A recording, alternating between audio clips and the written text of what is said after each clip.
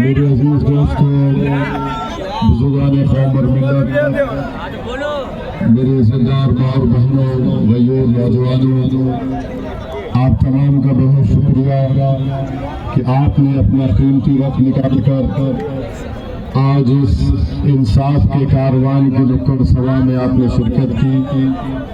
हजारों की तादाद में आपने आज यहाँ जमा होकर इस नुक्कड़ सभा को आपने एक जलसे आम में तब्दील कर दिया। मैं आपका बहुत शुक्रिया अदा करता हूँ। और जालिम और गद्दार ने समझा कि नुक्कड़ सभा में लाइट बंद कर देने से हमारी नुक्कड़ सभा नहीं होगी।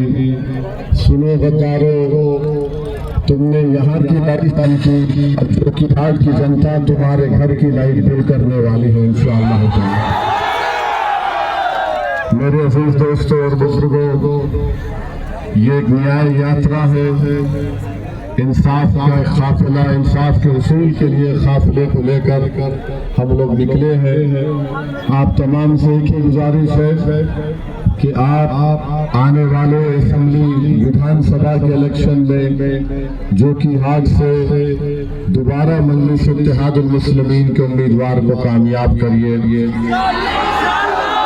मैं आपको बताना चाह रहा हूँ कि पिछले बार आपकी दुआओं की वजह से, आपकी ओट और मेहनत की वजह से अल्लाह सुब्हाना व तआला ने मजलिस के उम्मीदवार को कामयाब किया था, मगर उस शख्स ने अपने जाती मफादात की तकमील के लिए अपने ज़मीर को बेच दिया और सीमांचल और जो कि हाट की जनता को धोखा देकर अपने ज़मीर की नीलामी न सिर्फ अपने लिए की बल्कि अपने साथ 3 और को लेकर गए। मगर आज आपके पास एक वक्त आया है कि आप अपने गम और गुस्से का इजहार कर सकें। मैं आपसे अपील करने आया हूँ कि मजलिस इत्तेहादुल मुस्लिमीन सीमांचल में और बिहार में आपकी एक मुस्लिम क़यादत को बनाना चाहती है। बिहार में और पूरे देश में हर समाज की एक सियासी लीडरशिप है, चाहे वह प्रकाश के हो, एबीसी के हो, यादव हो, दलित हो, मगर बिहार के 19% मुसलमान और भारत के 15% मुसलमानों के पास अपनी कोई सियासी क़यादत नहीं है। आज हम देखते हैं कि बिहार में और ख़ास तौर से सीमांचल में जो आज नाइंसाफ़ी सीमांचल से की जा रही है, यहाँ मगर ऐसा लगता है कि बिहार सीमांचल को अलग करके रख दिया। ऐसा लगता है बिहार में कोई पुरसान हाल नहीं है। मेरे अजीज दोस्तों और बुजुर्गों, हम आपसे अपील करने आए हैं कि जब विधानसभा का चुनाव होगा, क्या आप मजलिस इत्तेहादुल मुस्लिमीन के पतंग छाप निशान पर बटन दबाकर वोट डालेंगे?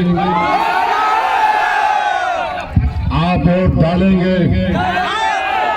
आप अपने घर के माँ बहन को, अपने तमाम इज्जतदार खवातीन को लेकर वोट डालेंगे?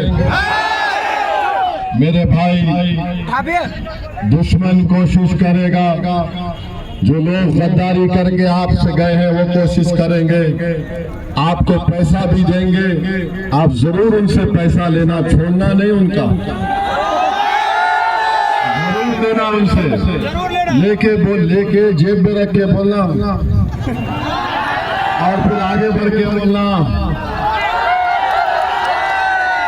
ये काम आपको करना है। इन्होंने आपको धोखा दिया, आप अगर वो पैसा देते बराबर लो, ये बहुत पैसा कमाए गरीबों का खून चूस कर, ये सीमांचल की जनता को गरीब रखकर अपनी तिजोरियों में इजाफा किया।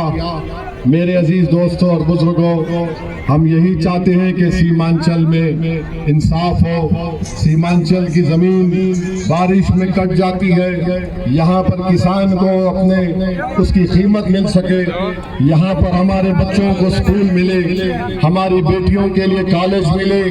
इस सीमांचल में यहाँ पर एम्स बने, यहाँ पर पटना हाई कोर्ट की एक बेंच बने, यहाँ पर रेलवे स्टेशन बने, यहाँ पर रेलवे ट्रैक डाली जाए, यहाँ पर पुल बने, ये सब काम करना है।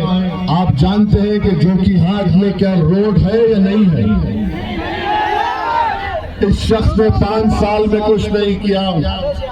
तेजस्वी उप मुख्यमंत्री थे, उसके पास जाकर तलवे चाट रहे थे। अख्तर उल ईमान एक MLA रह गए। अख्तर उल ईमान ने अपने विधानसभा में 800 करोड़ के काम मंजूर करवा कर उस काम को भी शुरू करवा दिया। एक 200 करोड़ का 200